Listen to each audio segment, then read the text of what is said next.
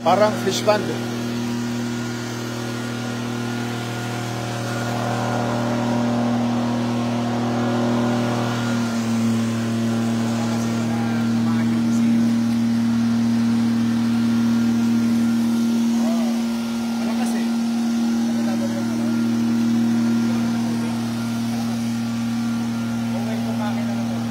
Alright mga kababayan, so hindi din po pinalagpas ni Mayor Isko Moreno Dumagoso ang pagbisita dito po sa isang simbahan sa loob ng Intramuros, ang San Agustin Church, kung saan hindi din po nakaligtas dito po sa pagbaha.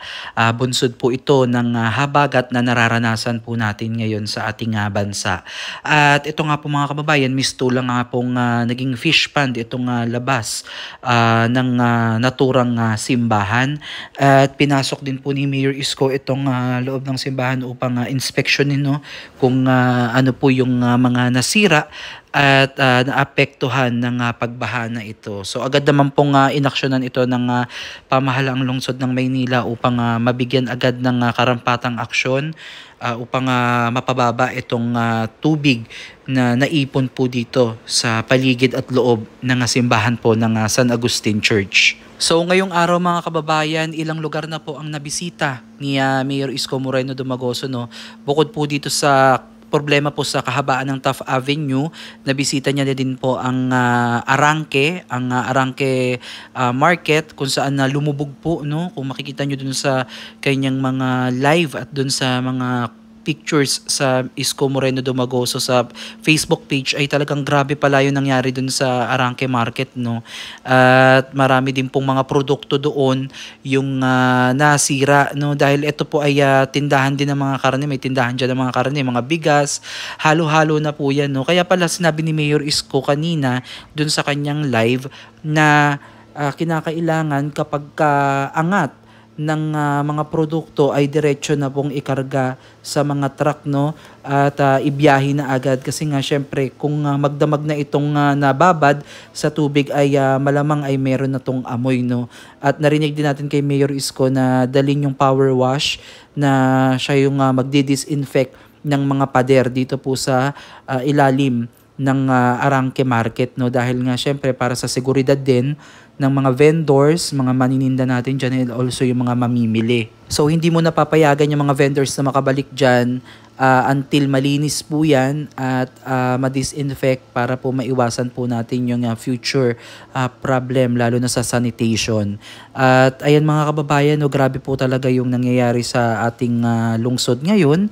Kaya po nagdeklara na ng state of calamity ang lungsod ng Maynila. So isa sa mga naapektuhan po ng habagat ay ang lugar po dito sa Divisoria.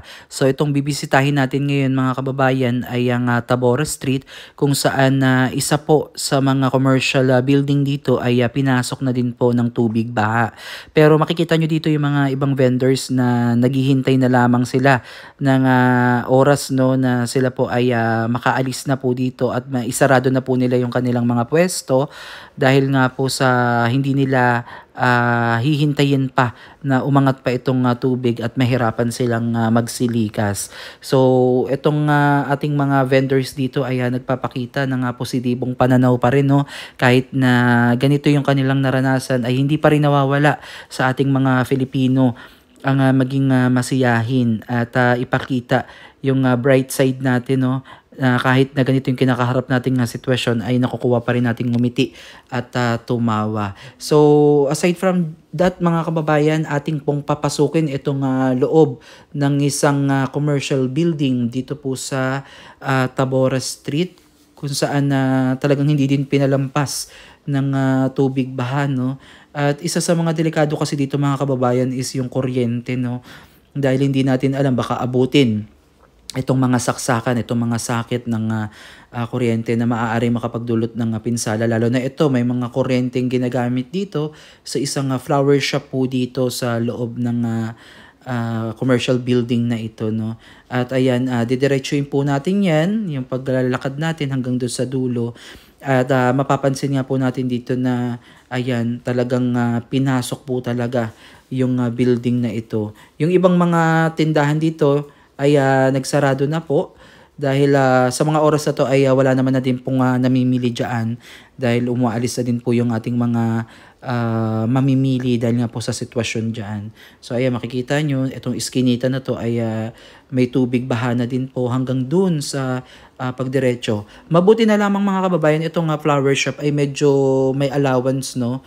Sabi dito ng nakapanayam natin ay since June daw ay ganito na daw po tuwing umuulan, umaakyat na daw po yung tubig dito sa Tabora at dito sa kanilang mga paninda. So ay makikita nyo po na habang papalapit tayo dito ay mas parang palalim pa yung tubig, no. Ayan, hindi natin alam kung basement na ba to o first floor pa lang ito pero grabe, no, yung tubig, oh.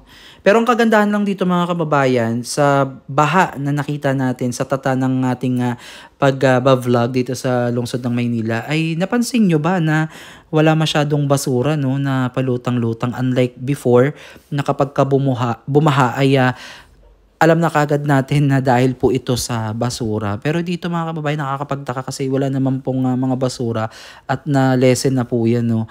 At ito nga po yung pinagtataka ni Mayor Isko, no, na nawiwirduhan siya na bakit sa ibang mga part ng Taft Avenue ay hindi naman po baha. Tapos dito sa UN at sa may bandang Pedro Hill ay patuloy pa rin po ang pagtaas ng tubig baha. Kaya naman mga kababayan, malaking tulong talaga itong pag-upo ni Mayor Isko, no? Yung kanyang first 1 week, yung first 3 days niya talaga na pinagtuunan niya kagad ng pansin itong basura. Good job talaga siya dun, no? Parang tama yung naging desisyon niya na unahin yung mga basura, yung pagkolekta ng mga basurang mga nasa bangketa na lumagpas na sa kalsada. Kasi kung nagkataon na ngayon nangyari yun mga kababayan, grabe. Baka ang Maynila po ay lumubog na sa basura sa dami-dami ng gabundok na basura, lalo na dyan sa Divisoria area. Nako, mas malaking problema at mas malaking lilinisin ng pamahalaang lungsod itong magaganap na ito kung sakali. Kaya good decision, tamang-tama yung ginawa ni Mayor Isko na unahin yung mga basura na hakutin at masolusyonan itong problema ng lungsod ng Maynila, no? Kasi talagang mahirap yung ganitong sitwasyon lalo na ngayong panahon ng tag-ulan. So ayun mga kababayan, samahan nyo kami sa aming patuloy na paglilibot dito sa lungsod ng Maynila at kapanayamin natin yung iba nating mga kababayan kagaya nito ni Sir na siya po ay tubong Sambuanga pa, no, at siya ay nakikipagsapalaran dito sa Maynila para po sa kanyang pamilya. At ngayon nga po ay medyo malungkot din si Kuya dahil nga imbis na siya ay kikita ay mapapaaga po yung kanilang pagsasara dahil hindi niya na daw hihintayin pa na umangat yung tubig, no. Niligpit na po nila yung kanilang mga paninda para just in case na tumaas pa yung tubig at umabot ng gabi. Ito kasi na to, pahapon na to mga kababayan, no. Safety na yung kanilang mga gamit. So ayan yung mga ating mga vendors diyan. Patuloy na nagliligpit at inaayos na yung kanilang mga kalat dyan. Yung mga basura na nakikita nyo dyan mga kababayan ay nilinis din po nila yan bago po sila umalis. So yung mga pira-piraso na lang yan na basura, yan na lang po yung mga inanod, no, sa tubig baha. Pero compare po sa mga nakaraang taon na nagbaha, talagang napakarami po ng basura. So ito very minimal lang to, pero again magkokos pa rin ito ng pagbaha. Kaya as much as possible sana sa mga vendors natin dyan, sa mga bumibisita sa Divisoria, yung mga mamimili, yung mga basura nyo sana itapon nyo sa tamang basurahan para hindi po tayo mag-cause ng ganitong pagbaha. So kung hindi natin kayang tumulong maglinis, wag na lang tayong magkalat. So again mga kababayan, maraming salamat po sa inyong panonood at stay safe po tayo at grabe po talaga, walang tigil ang ulan. Kaya mag-ingat po kayo palagi at magkita-kits po ulit tayo sa susunod nating update. God bless po sa lahat.